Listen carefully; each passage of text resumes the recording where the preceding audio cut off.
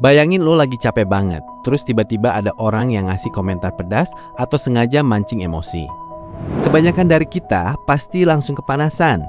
Amigdala di otak kita otomatis ngirim sinyal buat nyerang balik atau seenggaknya ngedumel seharian. Tapi di sisi lain, lo pasti pernah ngeliat orang yang pas di posisi kayak gitu, responsnya cuman kalem, senyum tipis, dan tetap elegan. Seolah-olah tameng mentalnya tuh tebel banget. Gimana caranya otak mereka bisa setenang itu? Halo guys, balik lagi di channel Muhammad Adha. Pernah nggak lo ngeliat orang yang vibe-nya tuh tenang banget? Mau di kantor lagi kacau balau atau lagi dijulidin orang, dia tetap cool, nggak meledak tapi juga nggak ciut. Gue baru aja ngebedah satu artikel riset yang menarik banget dari CNBC. Artikel ini ditulis sama Jessica Weiss, seorang peneliti kebahagiaan. Sebagai orang yang suka ngulik isi kepala dan perilaku manusia, gue ngerasa hasil riset ini daging banget buat dievaluasi. Intinya, dari kacamata riset, orang yang mentalnya aman alias emotionally secure itu bukan berarti mereka kebal sama emosi negatif, tapi mereka punya 7 sifat diam-diam kuat yang jadi sistem pertahanan otak mereka. Kita bedah satu-satu. Pertama, mereka tahu persis kapan harus bilang enggak. Nggak ada tuh ceritanya people pleasing.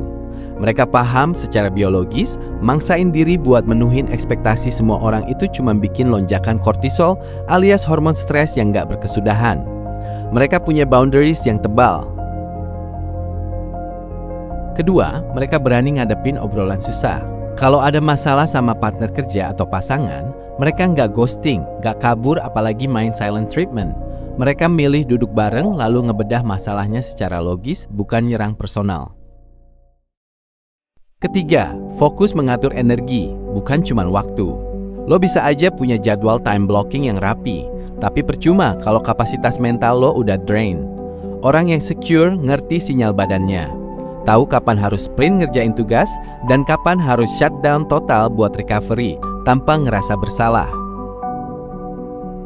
Keempat, validasi mereka itu internal, bukan eksternal. Kebahagiaan mereka nggak diukur dari seberapa banyak likes di postingan atau tepuk tangan dari orang lain. Ego mereka udah kenyang dari dalam, jadi mereka nggak perlu ngemis pengakuan di luar. Ngomong-ngomong soal ngisi ego dari dalam, ngasih asupan yang bener buat otak itu penting banget. Kalau lo ngerasa konten bedah riset psikologi kayak gini ngebantu lo lebih paham cara kerja mental lo bisa klik like dan subscribe sekarang. Kita bangun benteng mental bareng-bareng di channel ini. Lanjut ke nomor 5. Kelima, mereka selalu ngasih jeda sebelum respons. Ini bagian neuroscience yang paling gue suka.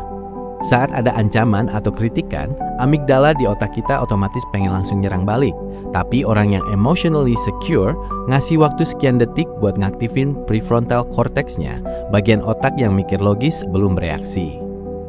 Hasilnya, respons mereka selalu taktis, bukan reaktif emosional. Keenam, gak menghukum diri sendiri pas gagal.